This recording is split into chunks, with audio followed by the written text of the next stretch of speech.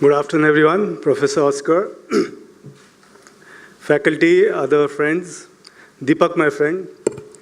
Since Deepak was here, he could have probably spoken on both education and healthcare, but since he didn't cover too much of healthcare or of education, I'll cover that. So if you have any questions on education, you can ask him after my presentation. I also have with me my colleague Shaurya from my office. Shaurya is sitting right here. He is head of HR. What I realized after coming to many management institutes is, faculty love your talk, but students want to meet your HR head. So I might as well get him. So instead of taking my email ID just as a facade to reach to my HR, I said, might as well get him here. Thank you for calling me again. This was many years back when Deepak was also here. We were both panelists, and Deepak was, as usual, very articulate and intelligent, and my presentation was full of fun and slides and a lot of easygoing stuff. And my wife warned me, you'll never be called again in SPJIMR, you'll be blacklisted. But this is the third or fourth time they're calling me. Obviously, they've not learned from their mistakes. But I will still persist. So before I get on to my topic, which is on education, serious, this is nothing connected to the topic. How many of you are lovers of James Bond movies? How many of you have seen Skyfall? Most of you. And how many of you have not liked Skyfall? Not liked. So balance have liked. Good. So interesting. I have, just as a matter of interest, I have actually written an article called James Bond and Art of Reinvention. It has appeared in the latest Business India, which has hit the stands today. So I've just kind of analyzed how James Bond has been reinvented and how there's a strategy behind it. So moving on to the topic which we're going to discuss today. I hope I get the slide right. It's a very interesting topic about real India. And I will start straight off with this is a small clipping of a real school. This is not dramatized, of a real school in Punjab where they are teaching English. So this is just to set context to some people like me as well who have led most of their life in cities and have not really experienced what real education is in some rural parts. This is a school in Punjab teaching English.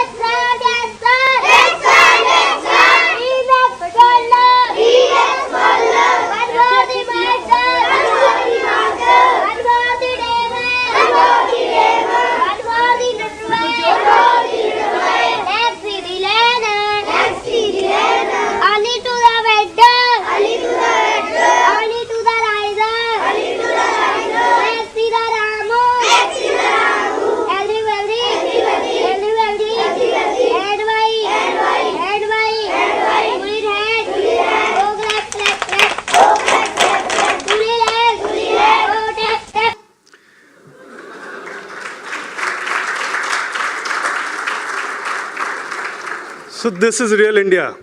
And Deepak will agree with me, this is dark humor, more or less, because this is real India. And this is what the quality of education kids are getting. Education, like healthcare, there's always a lot of bashing which is done, saying government has failed, education has failed, primary education has failed. So what I thought, in just one slide, it's very tough, in one slide to kind of encapsulate what is the good, the bad, and the ugly. People of my generation, and Deepak is much younger than me, know that movie, The Good, the Bad, the Ugly. Inspired from that, I thought I'll put just 3 points under each. So there is certainly a lot of good things which happened in education. It's not that everything is horrible and bad and ugly. Firstly, the literacy rates have gone up tremendously. It's a big achievement. 12% at independence, now more or less 74%. In states like Kerala, it is around 100%. So it's a good achievement. Midday meal scheme is, a very, very big scheme across the country. It's the largest in the world. Every day, 11 crore children in 12 lakh schools are given hot meal. And that's a great incentive for people in government schools to go to school. It's the largest running scheme anywhere in the world. And also, government is spending a lot of money under the scheme, SSA it is called, to build real primary schools. And they are committed to building more schools. So what are some of the bad points? A high dropout ratio. So today, a kid goes to school, and roughly by the time kid reaches class 8, the chances of him or her dropping out is 80%. So 80% kids out of 100 who go into standard 1, anywhere in this country, 80 drop out by class 8. That's the real statistic. And if you go into gender, more girls obviously drop out, more than 80%. So only 20 go ahead in 9th and 10th. And then further it keeps dropping off. That's a really, really low state of affairs, 80% dropout. Gross enrollment ratio, this is the ratio of kids who should be in college and who are in college. We have gone up from 17% to 20%, but we are nowhere close to what we should be, which is actually should be around 40%. So this is only 20% of boys and girls who should be in college today go to college. This is the ugly part of it. We need more.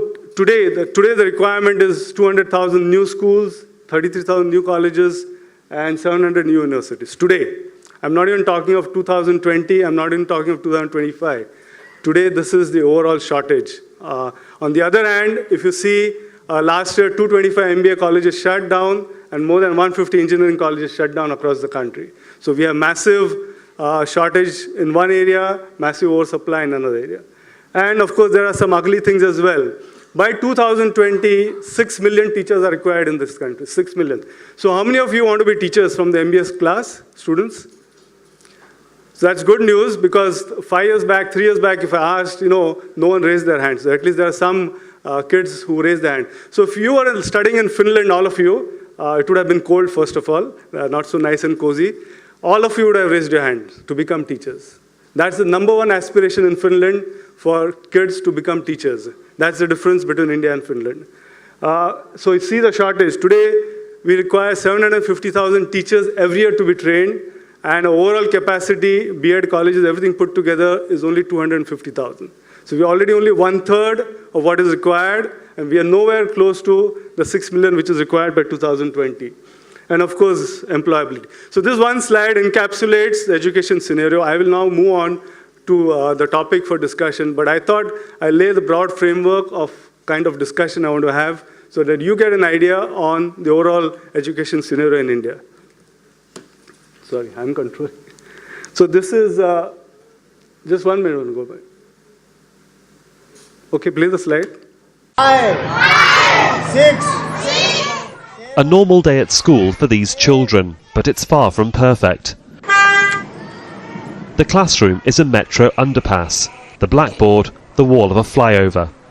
Hidden away from sight, these under 10-year-olds are from poor migrant labour communities.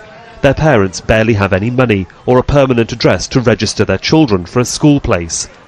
Normally, children like these would be working, and they would have no chance of a formal education. But Rajesh Sharma is trying to change that. He dropped out of school as a teenager. He now runs a general store. 12. But he's enlisted the help of educated volunteers and tutors to teach up to 140 children. Here, they follow the national curriculum. If you don't get on the first rung of the education ladder, then you are lost forever. I want to give these kids and their families a helping hand to improve their lives and future. Learning the basics gives them a chance of a place in a government school. Here, education is free. The children are looking to widen their horizons, and some have clear aspirations. I want to be a teacher. I like it. I want to be a doctor and would like to help others get better. So this boy's aspiration is studying under an overbridge with a wall as a blackboard. He wants to be a doctor. He's no less. So whenever I meet young boys and girls, the aspirations are same. They just want to achieve.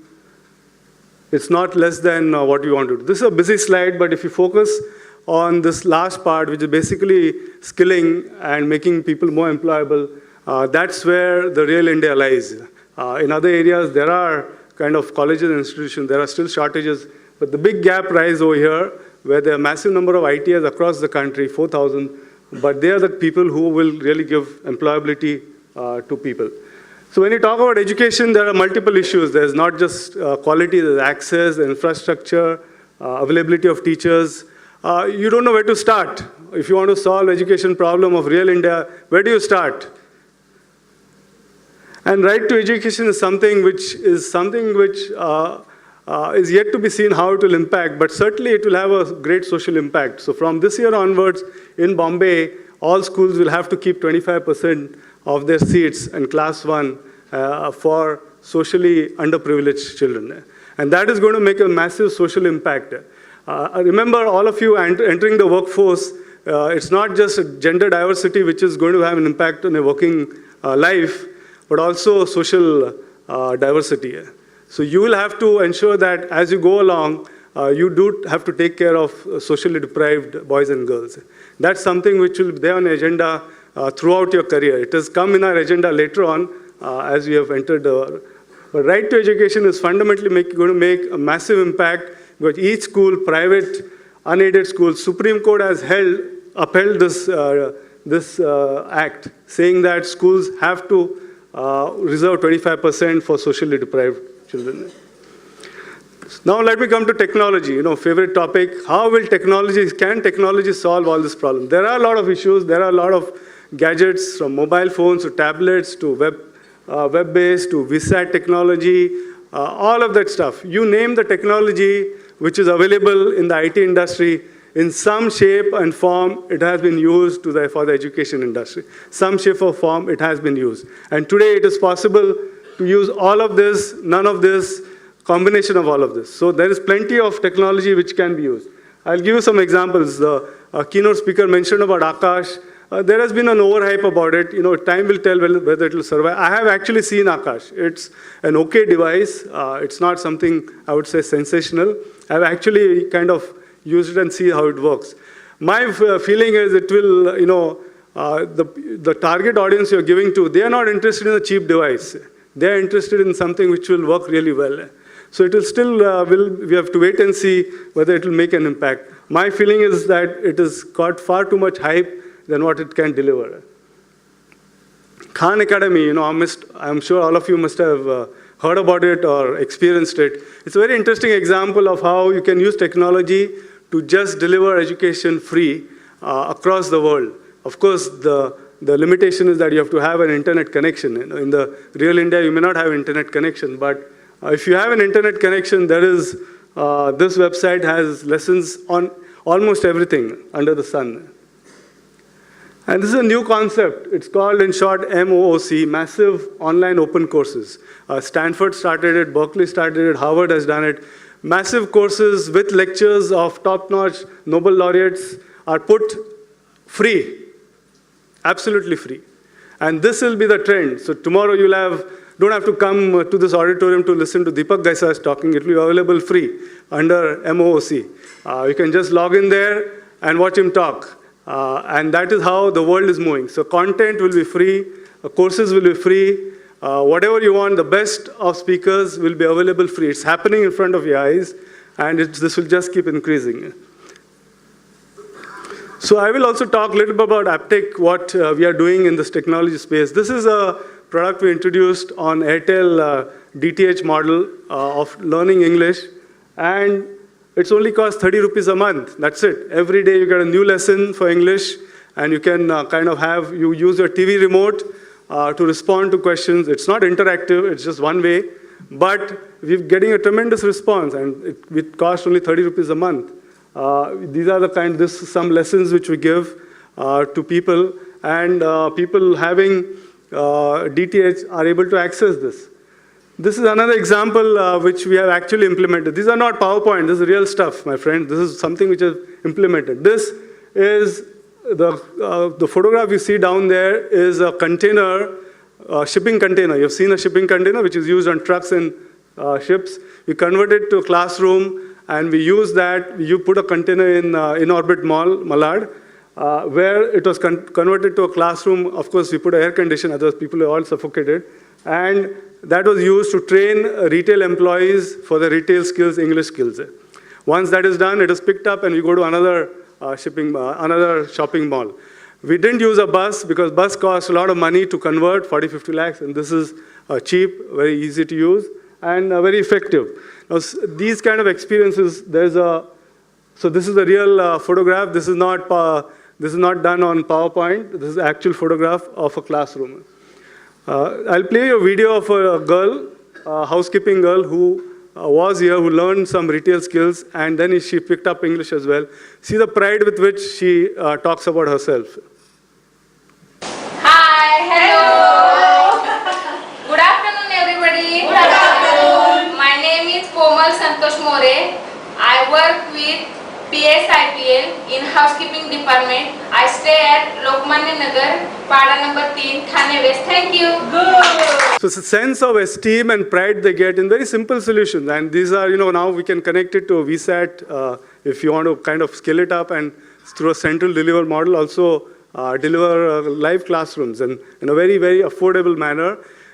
Understand, Real India does not want cheap solutions. They want real solutions at global quality education solutions at their price, not at our price. But if the moment you try to give them cheap solutions at cheap price, they reject it outright.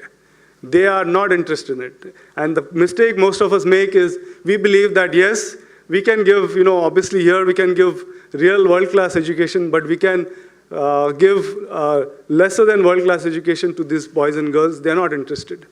They want the same quality at their price, not at our price. So this is another product we have launched, the first time in India, on a mobile phone, learning English, and there's an IVR facility. So you can talk to an English teacher, you can improve your English at the end of, and it's again very cheap products, 30, 50 rupees a month, or 80 rupees a month. And at the end of it, there's an assessment as well. Why I'm trying to tell you all these are real products which are actually working in the real market today, targeted to real India. But at the end of it, I firmly believe that technology is not everything. Technology can aid, can assist, can help, but can never substitute Professor Oscar D'Souza, for example. The Professor Oscar will remain. At best, technology can help him to deliver better lectures. At best, it can help you to question him better. You can come before the class and understand what he's talking. This is actually happening. My wife teaches in class 9th and 12th, 9th, 10th, 11th in a school, which are critical years. She teaches history and English, and she says, these kids, before I start the lesson, they've read on the internet everything, and they come to class prepared. So I have to be one up on her and figure out how to respond to them better. And this is good. This is a good thing because that's how technology can. Today, there's no technology which cannot supplement, assist, help, substitute. It cannot substitute education issues in India for the real India. But it's certainly, my view is technology cannot solve all the problems. It cannot substitute the real teacher. In fact, this is my last 2 slides. Technology is not the only panacea. You see this in Bihar. The chief minister has a very simple scheme of giving bicycles to girls to enable them to go to school. It's been a phenomenal success. Nitish Kumar has made of it. And there's an actual instance of this girl, Khushbu Kumari. She pedaled 10 kilometers every day to go to school, to her school, and in class 10, she stood second in a board. Let me sum up. There's one last video. Before that video comes through, let me sum up by saying my views is that technology is good. It will solve some of the problems, but let us not assume it can solve all the problems. Also, one should not assume that technology is the only thing that can solve all the problems of real India. We can put a rural kid in front of a television and say, you learn now and appear for an exam. And in the other India, you can have a world-class teacher giving him real experience. Ultimately, education is not just about getting a lesson, it's also social experience. How many of you have heard about Super 30 program in Bihar? All of you, great. So there's a short video of Super 30, the founder Anand Kumar. After a screening test, 30 poor but talented students were shortlisted for the Super 30. I generated finance by tutoring students, while my mother, Jayanti Devi, cooked food for the student. For the student, there was only one goal, to study hard and achieve the goal. After the success, I received a lot of offer regarding monetary assistance. Even Anand Mahendra offered me for monetary assistance, but I refused politely. Generally, many people ask me that, Anand, what is the reason that you don't accept financial help? The reason is very clear. I want to prove that even in Bihar, the most backward state of India, if you have keen desire, you can do anything as you wish. The resources and infrastructure are not important, only willpower is needed for the success. First year, 18 students out of 30 qualified IIT JEE. Second year, 22 students. Third year, 26. Fourth year, 28. Fifth year, 28 also. And for the last 3 years, all 30 out of 30 students qualified the IIT JEE. Presently, my school run under the teen shed room. But I have dreamed to make a school from class 6. For this school, we don't need any money, many financial help. We need only your moral support, your blessing. किसी काम करने के लिए कोई infrastructure, कोई भी मदद की जरूरत नहीं होती, बस हौसला चाहिए. अगर आपके पास हौसला है तो कुछ भी कर सकते हैं. बुझी हुई समा फिर से जल सकती है. भयंकर से भयंकर तूफान हो, कश्ती निकल सकती है. निराश न हो, मायूस न हो, सिर्फ मेहनत करके देख. गरीबों की, भारत के गरीबों की किस्मत जरूर बदल सकती है. धन्यवाद. जय हिंद, जय Bharat. So these are the kind of solutions real India requires. Technology can only be part of it. Let me end my short presentation today. I know we are running late, by thanking Professor Oscar for calling me, repeatedly making mistakes of calling me every year or every 2 years. Remember, before I end, there are two important people in this auditorium, Shaurya, my HR head, and Deepak, who's a Wikipedia, walking Wikipedia. You can ask him many questions. Thank you.